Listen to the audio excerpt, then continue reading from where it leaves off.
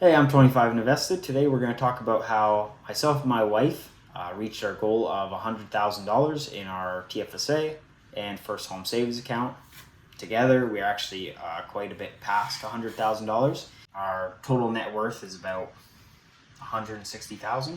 What I show on the accounts isn't all the money that we have. We keep a lot of money for saving for a rainy day. Times aren't always good. We've just been able to survive the bad times a little better than other people. And yeah, if you like the video, make sure you give me a thumbs up, subscribe. It keeps the channel going. It's been popping off. The channel's been going great, so I look forward to your support. Recently, my account just hit $100,000. There's a story as to how we got here. My wife went to school. We started saving as fast as we could for her school. When we were both making minimum wage. I already went to college, but my trade school didn't really work out. I didn't land a career right after school. I bounced back and forth between jobs paying minimum or very close to it. So when my wife wanted to go to school again, we had to ask ourselves, how could we do that? We had to save as much money as we could.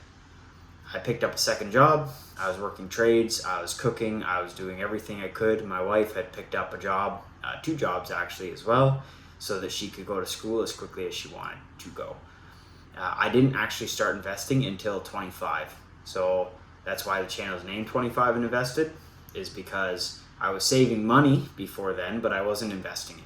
At 24, I started investing. I met a friend at work who was investing, and he traded penny stocks. He rode up $100,000 from like $100. It was pretty amazing, but I knew that was very lucky, and I don't think I could do the same. So I tried to learn what I could and invest the right way and do everything that I could, all the while saving. The savings rate that myself and my wife have is what separates us from most people. We don't have very many wants. We don't drink. We don't smoke. We don't eat out every day. We limit it to once a week. The savings rate is what separated us from other people our age. When my wife went to school, we were faced with another choice. How could we still save? And how could we still work and live within our means to meet the same goals? In this case, it was downsizing. So we went from a 2-bedroom apartment in our hometown to moving to the city, where my wife will go to school. We will drop down to 1 income, but still be able to save. My wife could work part-time. I could work full-time. And on that, with just my wage, we were able to pay for all of our living expenses, eat out once a week, and be able to save about $1,000 on my side, and then whatever my wife could work, usually about $1,000 to $1,500 on her side.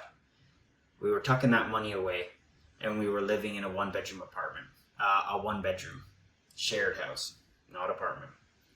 We did that for a couple years. It took a lot out of us. I don't think I was made for sharing apartments, and my wife certainly wasn't made to share apartments. It was hard as a young couple, as a newlywed couple, to downsize so much to share a house with 2 other individuals, and it wasn't big. We got the biggest bedroom, but there was only 1 washroom and 1 kitchen and 1 pretty small fridge. So space was tight, and instead of splitting it, I guess because myself and my wife made up half the house, instead of splitting it that way, it was just 1/3 for everybody. It sucked. Saving was hard, but saving is what allowed us to achieve what we wanted to when we properly planned out. We had goals for saving. We were able to meet those goals because they were achievable, because we knew what we had to sacrifice to meet them. Having a plan and sticking to the plan was something that started off very hard and eventually became very easy. It just became something that we did. Now, myself and my wife live in a 2-bedroom apartment, and we made it so that just my income could pay for all of our expenses, so that my wife's full income was all savable. Now we are able to save a very large amount of money at least $3,000 per month. I achieved $100,000 by working overtime, having 2 jobs, spending frugally, and living within our means as a whole.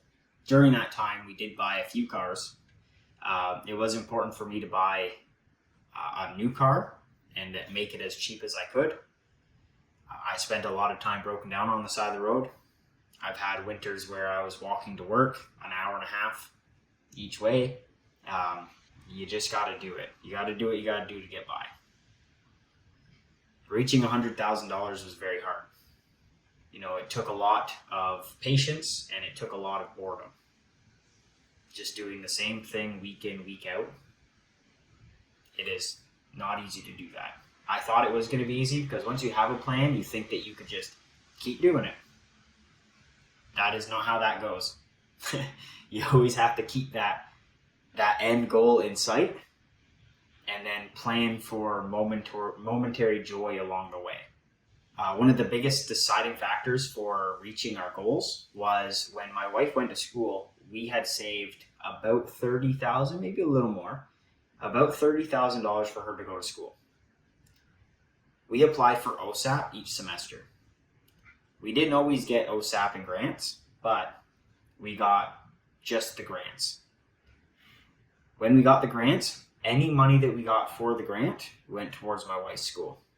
And then we took the money out of the account that we would have used for that grant to put into our stock account. That is why you've seen such a strong growth over those months, is because even though we weren't able to save more, we already had savings that we were moving from one account to the other. So a good plan that got better by getting OSAP. That wasn't something that we planned on, so we planned on spending that money just for the school. We ended up finding out that you don't have to get OSAP for the loan. You could just get the grants. So that made the biggest difference. That paid for almost all of my wife's school. We saved money where we could, especially on the big expenses. And we saved what we could, having 2 jobs. We didn't have a side hustle. We still don't have a side hustle. We both make enough money that just working overtime is enough for us to achieve our goals. And we set strong goals. Achievable, strong goals. And hard work. That's how myself and my wife made $100,000.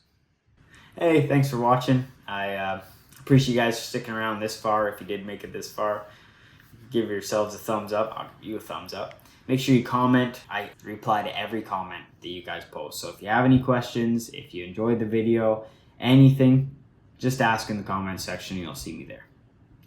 Thanks for watching. I'll see you guys next time.